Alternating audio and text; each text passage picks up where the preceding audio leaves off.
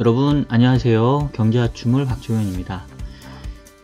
안녕하세요라는 인사를 건네기도 상당히 어려운 상황인 것 같아요. 지난 한 주 동안 국내 증시가 10% 넘는 하락세를 보이면서 2008년도 금융위기 이후에 최악의 한 주를 보냈습니다. 국내에서 이 코로나19의 확진자 수는 3,700명을 넘어섰고요. 중국에서는 다소 진정세를 보이고 있지만 한국, 또 이탈리아, 이란 등지로 확진자 수가 계속 증가하면서 세계적인 전염병 위험을 뜻하는 팬데믹에 대한 공포가 상당히 높아졌습니다. 이런 상황에서는 사실 저도 시장을 전망한다라는 게 상당히 좀 어려운데요.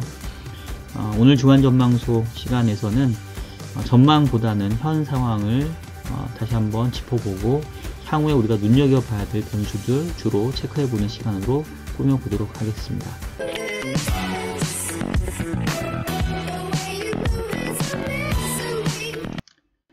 자, 먼저 지난주 시장 상황 한번 짚어보면서 또 향후에 시장 상황 어떻게 우리가 봐야 될지 한번 살펴보도록 하겠습니다. 일단 앞서 얘기했던 것처럼 지난주는 저도 이 시장에 입문한 지가 거의 20년 되어 가는데요. 이런 장은 정말 처음 보는 것 같아요. 지금 보시는 것처럼 다우, 나스닥, S&P 할 것 없이, 이거 어떻게 표현을 해야 될까요? 떨어지는 칼날이라는 표현이 이럴 때 나올 수 있는 것 같아요. 코스피도 지금 보시는 것처럼 결국은 1990선까지 내주는 이런 모습들을 보여서 지금 고점 대비로는 코스피가 거의 한 12% 넘는 그런 하락세를 좀 보였고요. 코스닥도 보시는 것처럼 상당한 그런 하락세를 좀 보여주고 있습니다. 반면에 글로벌리 금리는 또 미국 같은 경우에는 미국채 10년 금리가 사상 최저 수준을 지금 경신하는 모습들을 좀 보였고요. 국내에서도 국고채 10년 또 3년 금리 모두 전 저점을 향해 지금 내려가는 이런 형태들을 지금 보였습니다. 전반적으로 봤었을 때 위험자산 깊이 엑소더스라고 일컬을 수 있겠고요. 안전자산 선호 이렇게 얘기해 볼 수 있겠는데, 지난주는 조금 또 약간 의외였던 부분들은 그동안 달러화가 이렇게 신나게 강세를 보이다가 지난주에는 또 달러가 상당히 많이 약세를 보였어요. 이제 미국에서도 주가 폭락이 현실화되고 또 뒤이어서 말씀드렸습니다만 이제 연준에서 그 금리 인하 가능성들을 좀 내비치다 보니까 달러화도 조금 강세가 좀 주춤해졌고요. 반면에 이제 그 유로화라던가 엔화, 전통적인 또 그 안전통화라고 할 수 있는 엔화가 또 오랜만에 상당한 좀 강세를 보였습니다. 우리 달러원 환율도 보시면 지난주에 그 이전에 이미 1200원대에 지금 안착한 이런 모습에서 상대적으로 주가라던가 금리에 비해서는 움직임이 크지 않았던 그런 모습이었습니다. 반면에 이제 국제유가 보시면은 아주 가파른 하락세를 지금 보여주고 있는데요. 유가가 기존에 50에서 60불 레인지를 지금 뚫고 내려가서 47불 까지 지금 하락을 했고요. 재밌었던 거는 아까 이제 달러화도 강세가 좀 주춤했다고 그랬는데, 지금 보시면은 금 가격도 지난주에는 조금 상당한 좀 조정세를 보였어요.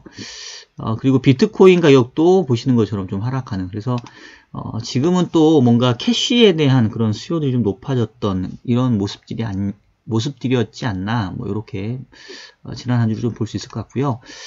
자, 그럼 이제 우리가 앞으로 좀 지켜봐야 될 변수들, 이제 그런 거 위주로 한번 좀 살펴볼게요. 지금은, 사실, 가격대적인 측면에서 봤었을 때는, 저는, 주가의 폭락세도 이제는 흔히 말하는 오버슈팅에 들어왔다고 보고요. 금리도 마찬가지입니다. 지금 정도 금리 수준이면 이제는 어느 정도 과매수권이죠. 지금 금리는 과매수권이고 주식은 과매도권에 지금 들어와 있다라고 보고 있어요. 그래서 지금 당장은 언제가 그 시장이 다시 제자리로 돌아갈지를 예단하기는 어렵지만 분명히 3개월 뒤, 6개월 뒤를 내다보면 지금보다는 주가가 올라와 있을 거고 지금보다는 금리 레벨이 조금 올라와 있을 거라고 생각이 됩니다. 다만 이제 중요한 거는 그게 일주일 뒤가 될지 한 달 뒤가 될지 정말 3개월이 지나야 될지를 알 수 없기 때문에 투자의 세계에 있어서는 향후에 가격 변수가 지금보다는 분명히 이제 개선되는 방향으로 간다라고 본다 하더라도 지금 당장 움직이기가 쉽지가 않죠. 왜냐하면 주가가 지금 이렇게 폭락하면서 중간에 분명히 물타기를 한 세력들이 있겠죠. 그러면 이제 버티기가 어려운 상황에 처해 있을 수도 있기 때문에 뭐 맹목적으로 과매도권에 왔으니까 무조건 사자 뭐 이렇게 얘기하기가 이미 지금 그렇게 산 세력들이 많이 있겠죠. 그래서 쉽지 않을 겁니다.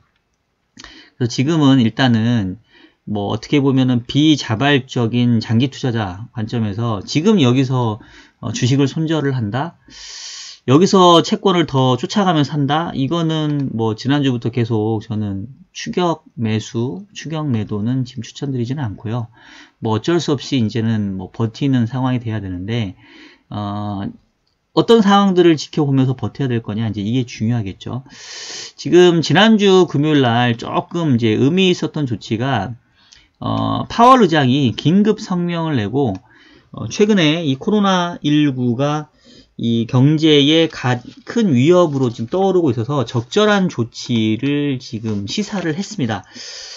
요 부분 조금 일단 지켜봐야 될 것 같은데 현재 미국 연준의 그 통화정책회의가 다음번 이제 3월 18일 날 있거든요. 보시면 현재 기준금리가 1.5에서 1.75인데 1.0에서 1.25 즉 50bp의 금리 인하 가능성이 시장에서는 지금 95% 확률로 거래되고 있습니다. 지금 상황에서는 그동안만 하더라도 지금 3월달 금리 인하 가능성은 50% 이하였거든요. 근데 뭐 사실 연준은 대부분 과거에도 보시면 주식시장에 상당히 민감한 모습들을 보여요. 이렇게 주가가 뭐 블랙 위크라고 할 정도로 금융위기 이후에 가장 가파른 10%가 넘는 낙폭을 보였기 때문에 연준 입장에서도 현재 금융시장을 지금 놔두기에는 상당히 좀 어려워졌고요.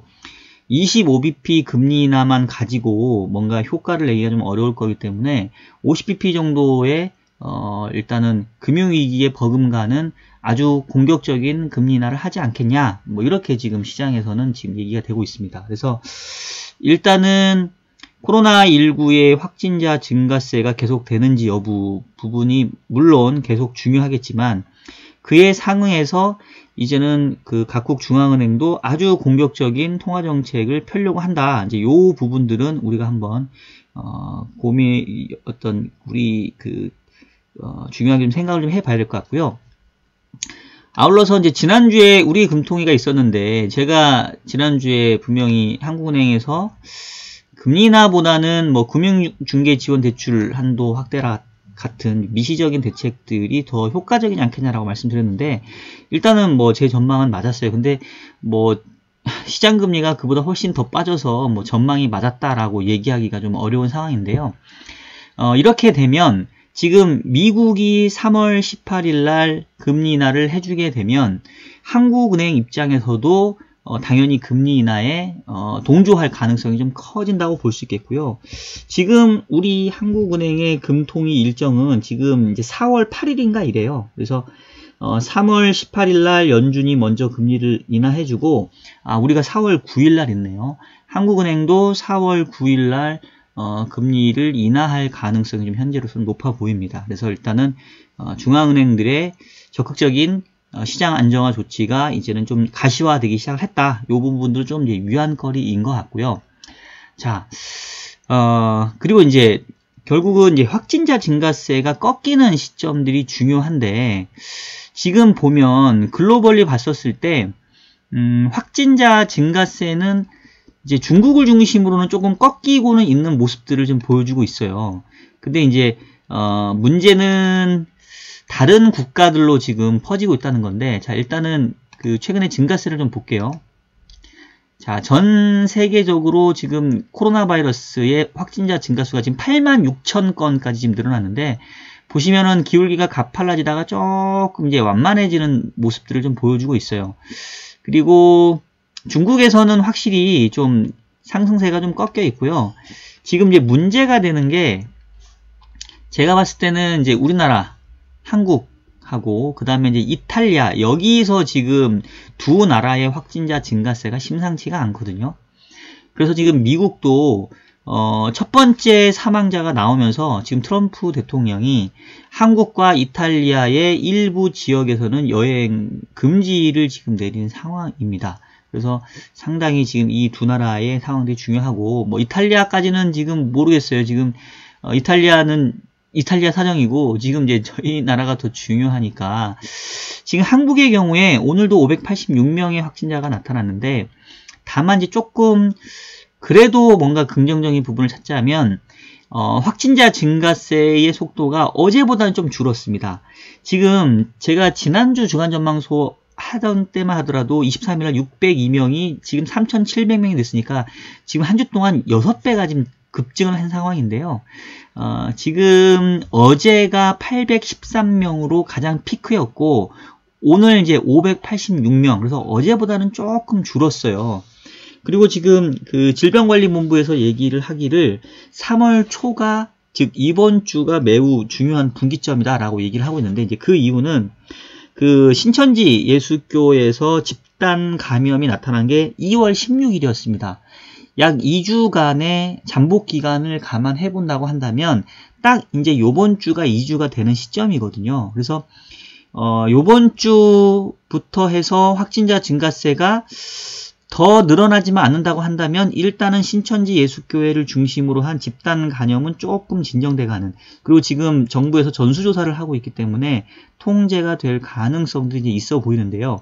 만약에 요번 주에도 확진자 수가 이제 늘어난다는 얘기는 신천지 이외의 집단 감염원이 지금 있고 우리는 알지 못한다라는 거기 때문에 요번 주가 이제 그런 차원에서는 분수령이 될 수 있을 것 같아요. 그래서 일단은 각국 중앙은행들이 이제 적극적인 시장 개입 의사를 밝힌 상황에서 베스트 시나리오는 만약에 확진자 증가세가 지금 어제 813명을 고점으로 586 오늘 찍었고 요번 주에 500명 이하대로 떨어진다고 한다면 금융시장 입장에서도 일단은 한숨 돌리게 되는 계기가 될 수 있을 것 같은데, 그렇지 않고 계속 다시 이제 1000명대로 막 늘어나는 모습을 보인다라고 한다면 사실 제가 지난주에도 한국은행의 금리 인하가 이제 조금 비효율적이라고 얘기했던 이유가 지금 금리를 인하해 준들 사람들이 마스크를 벗고 밖에 나가서 소비를 할 거냐 아니라는 거라는 거죠. 그러니까 연준이 3월 18일 날 금리를 인하해 준다 하더라도 미국에서 사망자 수가 다시 늘고 확진자 수가 늘어나는 글로벌 팬데믹 공포가 계속되면 이거는 진짜 뭐 금융위기보다 오히려 더 악한 상황으로 갈 수 있다는 거기 때문에 만병통치약, 그 근본적인 해결책은 이제 아니다라는 거예요. 그래서 이제 그 두 가지 조합으로 향후 시장을 좀 바라봐야 되지 않을까 싶고요. 이거를 불행이라고 해야 될지 다행이라고 할지 모르겠는데, 지금 JP모건이 지지난주에 JP모건의 그 보험 무슨 그 과에서 이제 예측한 모델에 의하면 국내에서는 3월 22일 날이 이 확진자, 이 신종 코로나의 절정이고, 국내에서는 확진자가 이제 10,000명에 이를 거다라는 이제 예상이 나왔는데요. 사실 이전 막 나왔을 때는 저는 그냥 약간, 뭐, 그렇게까지 생각했었는데, 지금 생각으로는 이렇게라도 됐으면 좋겠다라는 심정이에요. 지금 확진자 수가 3,700명이고, 하루에만 500명씩 늘어나는 상황이니까, 지금 이틀이면 1,000명 아닙니까? 그러면은 뭐, 3,000명에서 10,000명 가는 거는 지금 일도 아니죠. 그래서 제발 10,000명 정도에서 멈춰주고 3월 20일 지금 이제 3월달 시작됐으니까 영업일수로는 한 15 영업일 정도 그 정도까지만 가서 절정에 이르르고 그 뒤부터는 좀 진정된다고 한다면 그나마 이제 금융시장 입장에서 숨통이 트일 것 같고요. 한국은행도 일단은 3월 달에 조금 정점을 이룬다라는 전망 하에 올해 성장률을 지금 2.3에서 2.1 정도로만 떨어뜨렸는데, 만약에 3월 달에도 잡히지 않는다라고 한다면 올해 한국 경제 성장률은 1분기는 마이너스가 제가 봤을 때는 기정사실로 봐야 될 것 같고, 연간으로도 2% 성장이 안 될 가능성을 높게 봐야 될 것 같습니다. 이제 관건은 지금 이 코로나19 관련해서 추경이 지금 논의 중인데요. 원래 채권 시장에서는 한 15조 원 정도까지도 생각을 했었어요. 이 정도 해야 지금 그 한국의 GDP 총액이 한 1700조, 1800조 되니까 요 정도 해야 GDP 성장률을 한 0.2%포인트 내외로 끌어올릴 수 있을 거다 생각했는데, 지금 이제 얘기 나오는 거는 그 메르스 때가 한 6조 한 2천억 정도였던 것 같은데, 그거보다는 살짝 많겠다 해서 6.5조 정도 얘기합니다. 근데 제가 봤을 때는 지금 추경을 어차피 할 거면, 오히려 이참에 아싸리 많이 하는 게 나아 보이고요. 지금 마스크를 구하기도 상당히 좀 어렵다고 하고요. 그리고 지금 소카의 그 이재용 대표가 청와대의 그 청원을 이제 제시하는 게 저도 좀 눈에 띄는데, 이른바 뭐 질병 기본 소득인가? 그래가지고 한 명당 뭐 50만 원씩 나눠주자 뭐 이런 얘기 하고 있어요. 사실은 이게 이제 그 어떻게 보면은 자본주의에 반하는 거라 저도 뭐 그런 얘기를 하냐라고 평소 같으면 하겠는데, 지금 상황은 만약에 추경을 하겠다라고 한다면 오히려 더 이게 효과적일 수 있죠. 차라리 뭐 소비 쿠폰 나눠준다 한들 의미가 없어요. 그리고 대출 금리 뭐 0% 우대해준다 하더라도 그거 빌려다가 쓸 거는 결국은 가장 기본적인 생활 필수품밖에 안 되거든요. 그러면 차라리 그냥 현금으로 찔러주자. 어차피 추경 쓸 거면. 근데 그렇게까지는 지금 아닌 것 같고, 일단은 뭐 요번에 필요한 재원 뭐 마스크나 뭐 방역이나 뭐 이런 거에 지금 돈을 쓰려고 하는 것 같은데, 모르겠습니다. 뭐 대통령이 전례를 따지지 말고 최대 활용 가능한 정책을 쓰라고 했는데, 제가 만약에 정책을 쓴다고 한다면 저는 차라리 화끈하게 돈을 확 쏟아붓는 게 오히려 낫지 않을까 싶은데요. 뭐 모르겠습니다. 요건 제 생각인 것 같고, 하여튼 지금으로서는 결국은 이제 두 가지 조합으로 봐야 되겠죠. 이 코로나19의 확진자 증가세가 3월 초가 이제 분수령이라고 하는데, 이제 꺾이느냐 마느냐의 하나의 조합과, 그리고 이제 정부와 또 중앙은행이 이제는 매우 적극적으로 이제 시장에 개입을 하고 지원책을 내놓으려고 하는 요 두에서 어느 쪽의 힘이 더 센지가 이제 관건이 될 것 같고요.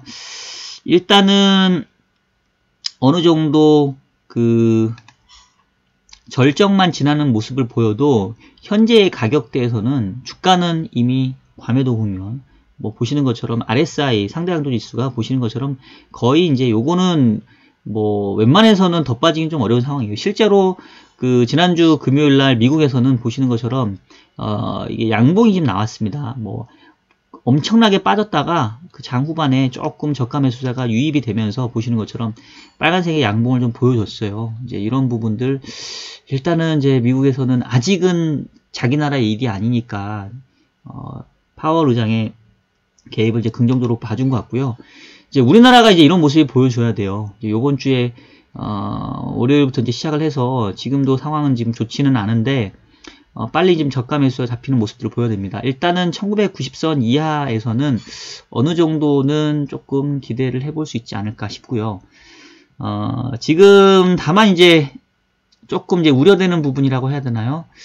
지금 보시면은 투자자별로 그 주요 매수 종목과 매도 종목을 보면, 지금 이제 외국인의 경우에는 삼성전자, 하이닉스, 코덱스 200, 타이거 200과 같은 지수 관련 대형주들을 지난주에 쏟아내듯이 매도를 했고요. 반면에 이제 개인들은 그대로 그 물건을 지금 이제 소화했다라고 보시면 되겠어요. 지난주에 외국인들이 거래소 시장에서 3조 4,500억의 순매도세를 보였는 반면에 개인들이 2조 5천억 해가지고 지금 외국인과 개인들의 지금 어떻게 보면은 뭐 싸움이라고 해야 되나 벌어지고 있는데, 뭐 저도 당연히 개인 투자자들의 승리를 기원하는 바이죠. 그래서 일단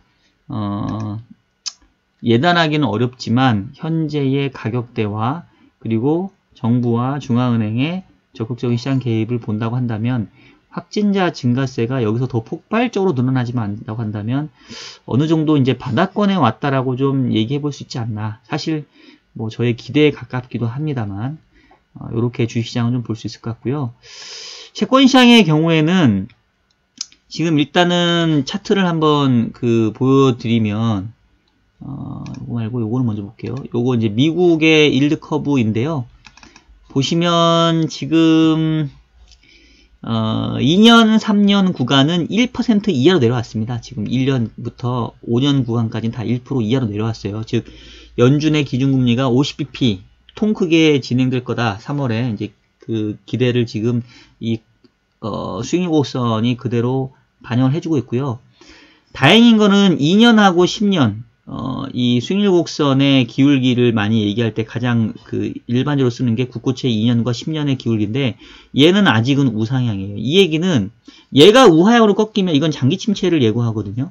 그러니까 최근에 수익률 곡선이 역전되어 있음에도 불구하고 아직은 걱정하지 않은 이유는 V자 형태로 2년 이상부터는 정상 커브를 보여주고 있기 때문이고 그 얘기는 당장은 경기가 안 좋으니까 금리를 인하해주지만 금리를 인하해주면 그래서 결국은 장기의 경기는 좋아질 거야 라는 게 이 미국 채권 시장에는 아직은 녹아져 있다는 얘기예요. 그래서 커브의 형태가 비록 역전돼 있지만 그래도 좀 괜찮아 보인다는 게 이제 지금 상황인데 과연 50bp 금리나 해줄지 해준다고 한다면 분명히 좀 도움은 될 것 같고요. 한국은 커브의 형태가 어떠냐면 훨씬 더 우상향에 있어요. 지금 우리나라도 기준금리가 지금 1.25인데 대부분 1년에서 2년, 3년 구간들이 다 이제 기준금리가 1.1까지 떨어졌다는 얘기는 우리도 4월 달에 금리 인하해서 기준금리가 1.25에서 1.0까지 하락한다라는 걸 이제 이미 반영하고 있고요. 그러면 경기에 도움이 된다라는 게 지금 보시는 것처럼 우상향의 커브로 나타나고 있습니다. 향후에 경기 전망이 어두워진다고 한다면 이 커브의 길이가 훨씬 더 이렇게 눌려야 돼요. 근데 보면은 지금 3년하고 4년, 5년, 10년 보시면 기울기가 상대적으로 좀 가파른 편입니다. 그래서 아직은 이 그 코로나19에 대한 공포감이 크지만 여전히 채권 시장의 수익률 곡선의 기울기 상으로는 장기화되기보다는 그리고 작년 연말부터 시작됐던 글로벌 시클리컬한 상황에서 경기의 반등이 아직은 꺾이지 않았다라는 거가 이제 시장에서는 아직은 남아있는 상황이고요. 이제 요게 꺾인다고 하면은 이제 문제가 될 텐데 저도 아직 그렇게까지 보지는 않아요. 그래서 채권 시장도 그래서 제가 지난주부터 자꾸 얘기하는 게 쫓아가면서 여기서 사지는 말자. 일단은 지금 4월달 금리 인하가 예상되는 상황이기 때문에 그리고 3월 20일 날 또 연준의 금리 인하가 지금 예상이 되기 때문에 뭐 그때까지는 채권시장 입장에서는 계속 금리의 방향성은 좀 아래쪽으로 향하려고는 할 겁니다. 하지만 이제 여기서 그 단기 트레이딩을 제외하고 포지션을 여기서 잡겠다라고 한다면 그거는 저는 조금 아니지 않나. 어쨌든 저는 이제 운용하는 입장에서 오히려 좀 강해질 때 조금 더 줄일 수 있는 좀 기회를 보겠고요. 2, 4분기 이후에는 지금 레벨보다는 분명히 높은 금리에서 채권을 살 수 있는 기회를 다시 좀 주지 않겠냐라고 저는 좀 기대를 해보고 있습니다. 자, 요 정도로 해서 뭐 향후에 좀 지켜봐야 될 내용들하고 또 약간의 희망 섞인 전망들까지 좀 말씀을 드렸고요. 다음 주 우리가 눈여겨봐야 될 또 지표와 이벤트까지 마저 말씀드리도록 하겠습니다. 다음 주 보시면 일단은 뭐 2월 수출 증가율은 1일날 이미 나왔어요. 지금 숫자 자체는 뭐 절대적인 숫자는 괜찮게 나왔는데 이건 제가 2월달 수출 증가율은 무조건 플러스 보인다라고 제가 몇 번을 기존부터 말씀을 드렸었어요. 근데 이제 조업일수 때문에 그런 거고요. 네, 보시면 지금 2월달 수출 증가율이 플러스 4.5%를 기록을 했는데 문제는 그 2월달은 이제 그 설 연휴 조업일수 차이 때문에 그렇고요. 올해 2월이 413억 달러였고 작년이 395억 달러였어요. 근데 지금 작년 4월이 470억 달러거든요. 그러면 올해 3월에 이 정도 달성할 수 있겠냐? 못해요. 그래서 지금 봤을 때 요번에 또 중국에서도 여전히 그 공장이 그 정상화가 안 됐기 때문에 3월, 4월 현재로서는 한 5월까지도 수출 증가율은 계속 마이너스가 나올 가능성 커 보이고 이제 6월 넘어가면서부터나 살짝 플러스권에 가까운 숫자가 나오지 않을까 싶습니다. 그래서 일단은 그 원래 제 전망은 2월부터는 수출 증가율 플러스 전환을 생각을 했었는데 그 시기가 한 두세 달 정도는 더 좀 약간 지연되는 쪽으로 좀 봐야 될 것 같아요. 그리고 그렇게 보면은 이제 국내 경제도 성장률이 반등하는 시기, 또 이제 산업 생산, 또 소비 투자, 이런 거 반등하는 시기도 조금은 시차가 걸릴 것 같은데, 일단은 이제 소비가 직격탄을 맞기 시작을 했습니다. 지난주에 발표됐던 이런 그 산업활동 동향에 보면 1월 소매 판매가 전월비 마이너스 3%인데, 이거 뭐 코로나19가 그렇게 확산되지 않았던 1월이 이러니까 2월은 뭐 난리 났겠죠. 지금 뭐 1월은 엄청난 마이너스이지 않을까 싶은데, 그래서 아까 1분기 국내 경제 성장률은 이제 마이너스 증가율 불가피하다는 거고요. 어쨌든 뭐 수출 증가를 얘기하다가 길어졌는데, 하여튼 수출은 이미 안 좋게 나왔고, 일평균으로 봤었을 때는 2월 수출은 플러스 4.5지만 일평균은 마이너스 11.7%, 뭐 내용이 안 좋습니다. 3, 4월 다시 마이너스 각오해야 된다라는 거고, 자, 이제 중국하고 미국 제조업 PMI가 이제 월요일 날 발표가 되는데, 중국도 상당히 지금 안 좋겠죠. 지금 이전만 하더라도 기준치 50을 계속 상회하고 있었는데, 지금 전망이 45입니다. 뚝 떨어지죠. 지금 뭐 거의 뭐 몇 년 내 최저 수준까지 지금 떨어질 겁니다. 당분간은 이제 중국이 안 좋을 건데, 이제 그 뒤에 이제 언제 회복될 수 있을지 좀 봐야 되겠고요. 미국이 제가 봤을 때는 얘도 좀 불안해요. 지금 예측치는 50.4라고 하는데, 기준치를 다시 하회할 가능성도 있어 보입니다. 하여튼 당분간 우리가 볼 지표들은 이제 안 좋은 지표들을 이제 눈에 볼 거니까 이제 각오를 해야 되는 상황이고요. 이제 미국에서 제일 우리가 역시 눈여겨봐야 될 거는 이제 다음 주에 금요일 날 발표되는 이제 미국 고용 지표인데, 일단은 그동안에는 고용 지표가 괜찮게 나와줬거든요. 지금 지난달에도 22만 5천 건 서프라이즈 기록을 했는데, 현재 예측치는 17만 5천 건입니다. 대체로 12개월 평균치 정도 수준일 거예요. 미국은 아직은 신종 코로나 확진자 수가 그렇게 많지는 않고 사망자도 이제 한 명이니까 지금까지는 괜찮았는데, 앞으로가 좀 문제입니다. 그래서 일단은 2월달 지표라도 좀 그나마 좀 잘 나와주면 조금 버틸 수 있겠는데, 만약에 2월 지표부터 안 좋게 시작하게 되면 3월은 더 안 좋게 나올 거거든요. 그래서 우리가 다음 주에 눈여겨봐야 될 것들은 이제 지표들이 이제 슬슬 이 코로나19에 대한 악영향을 반영하기 시작하고, 제조업 지표들이 이미 이제 2월부터 안 좋아지기 시작을 하는데, 얼마만큼 안 좋아질지 이 부분이 이제 관건이다. 그리고 미국 같은 경우는 상대적으로 좋았는데, 그 정도가 만약에 예상치를 하회하게 된다면 앞으로는 더 안 좋아질 거니까 상당히 좀 우려 있게 좀 봐야 되겠다. 이렇게 좀 말씀드릴 수 있을 것 같습니다. 오늘은 앞부분 너무 오래 해가지고요. 그 주요 이벤트랑 경제 지표는 좀 짧게 하도록 하겠습니다. 지난주에 제가 그 모니터를 보는데 막 5바이트가 쏠릴 정도의 그 엄청난 피로감을 느꼈습니다. 그래서 진짜 이 험한 장에 뭔가 운용을 한다는 게 얼마나 힘든지, 세상 힘든 일을 내가 하고 있구나라는 생각을 했는데요. 또 이제 제 방송 봐주시는 개인 투자자분들도 많이 힘드실 것 같아요. 제가 봤을 때는 아까도 얘기했던 것처럼 지금은 어쩔 수 없습니다. 이제 엎질러진 물이 됐고요. 여기서 손절을 하고 다시 본다? 이것도 저는 아닌 것 같고, 그냥 지금은 이 또한 지나가리라고 생각하면서 비자발적인 장기 투자자가 되는 게 오히려 낫지 않을까 하는 생각이 저는 드네요. 자, 여러분 한 주 동안 잘 서바이브 하시고요. 다음 주는 조금 오늘보다는 좀 더 나은 환경에서 좀 뵀으면 좋겠습니다. 자, 여러분 한 주 동안